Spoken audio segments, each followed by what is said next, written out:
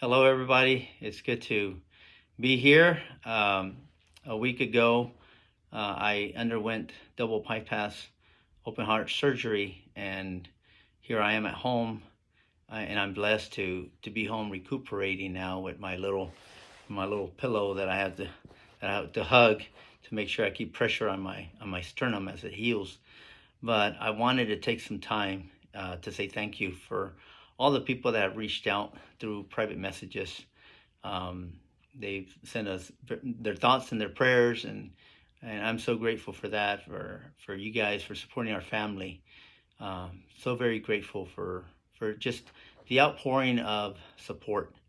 Um, I've gotten some questions, and I'd like to see if I can answer some of them, and maybe give you guys a little bit of like some background into what was going on with me, because this was so sudden. And people ask me, well, what were you feeling? How did you know? And so the fact of the matter is, I didn't know. I Months ago, I felt like anxious. I felt like I probably wasn't getting enough oxygen. I attributed it because we were PCSing from Fort Benning to Davis Monthan. We were moving the family once again. I attributed it to that, the fact that we were moving, and the fact that it was going to be a new job. I was moving from the logistics career field to the foreign area officer career field, and so this was going to be a completely different job. And so that was my thought process. And so when we got here at the end of June, I started training in earnest because I had a PT test in September. And so as I'm training, I felt decent. I felt okay. I didn't feel like I was able to do what I used to be able to do, but I didn't have any chest pains, and I didn't have any until August, which is when we had moved on base here at Davis Monthan, and that's where I had a huge episode where my heart rate was in the 180s. I couldn't get it down.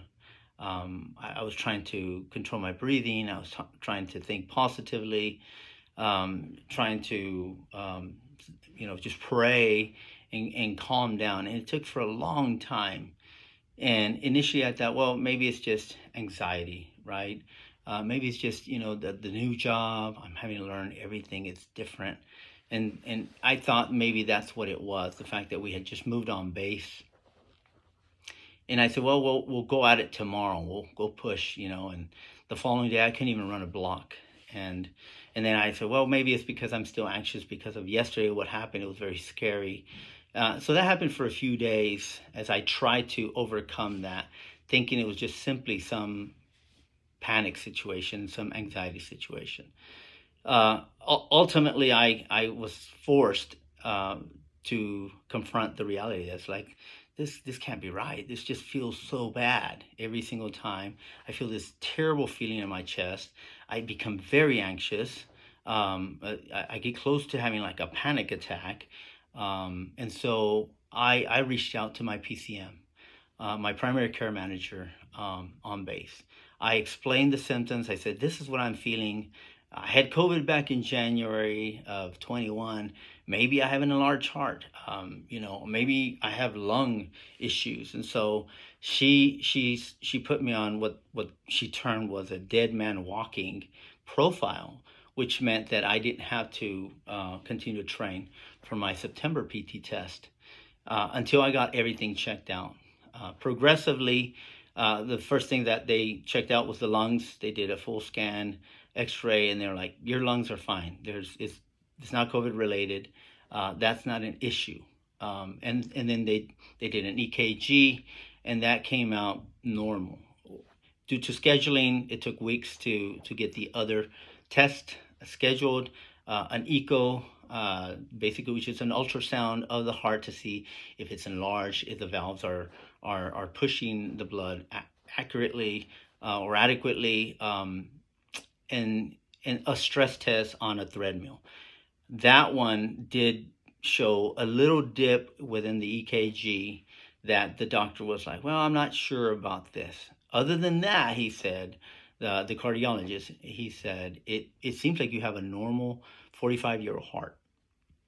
I took that as okay, well, I probably can start working out a little bit more. And so I thought I was okay. I was doing jumping jacks, sit ups. I didn't really have a lot of chest pain, but then again, I wasn't pushing myself like I had in the past. Weeks went by before um, a CT scan was scheduled for me to be able to check for blockages, and that's what the cardiologist recommended. He said, just in case, I'm going to go ahead and request a CT scan so that we can do a good diagnostic to see what's going on. And so that happened not too long ago. I think it was 3 weeks ago now, and they were like, "Whoa, the results came back abnormal." And that's when that was our first confrontation with there is actually something physically wrong in the heart, and we need to do an angiogram. We need to actually go in there, and we need to check for blockages, see what is actually physically going on. And that's where they turned up with there was two coronary arteries that were completely blocked. The only one that was feeding the heart was the one in the posterior region of the heart, is what was explained to me. And that a bypass was the best solution based off of my age for me to be able to remedy this problem for the long term. Obviously, that was an extremely frightening period for our family. Um, I was confronted with the thoughts about, hey, maybe this is it. It was really difficult, but I was just so grateful for the fact that I had faith in the Lord. The Lord had been helping me throughout these past few months to deal with the anxiety, with the panic, the night terrors, because it was just such it would just hit you all of a sudden. And so I was very grateful that I was able to rely on my faith to be able to get me past a lot of those physical ailments or those situations in the mind where the mind races because of what it's feeling, what the body's feeling. And so, but it's very much a wake up moment for me, for my family, as we were confronted with this reality. A week ago, oh, I was so grateful to finally be able to undergo the surgery. It felt that from the day that um, the surgery had been scheduled, it was like I was just living on the edge. It was like a ticking time bomb, and the fear of, well, at 2 o'clock at midnight, I'm feeling my heart throbbing. I'm feeling anxious. Is this it? Is this where it ends, right? And so it can be very frightening to go through these situations, and I apologize for breaking up just a little bit, but it was very, very scary. But anyways, I just want to share a little bit of my testimony with you. I've been very grateful that ever since the operation, which was last Tuesday, a week ago, I spent 2 nights at the ICU. The recovery went super well. One night in the ACU, and then they released me on Friday afternoon. So I've been home since Friday afternoon, and I felt great. It's been a completely different feeling. I haven't felt those feelings of anxiousness, of sheer just feeling on another dimension. And I'm just so grateful for my faith. I'm grateful for my family that has supported me.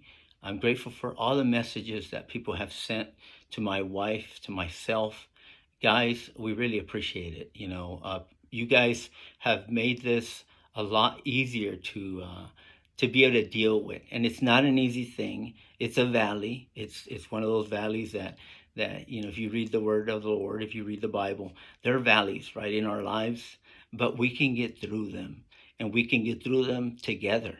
You don't have to go at it alone, and especially if coupled with the appropriate faith, everything is passable if you have faith and you have friends and family that support you. So I just want to say thank you. I'm feeling great. I'm hugging this pillow a lot. I have a long recovery ahead of me, but here we are 1 week in, and I'm excited. I'm looking forward to what God has in store for us, and how we can be a blessing to you all.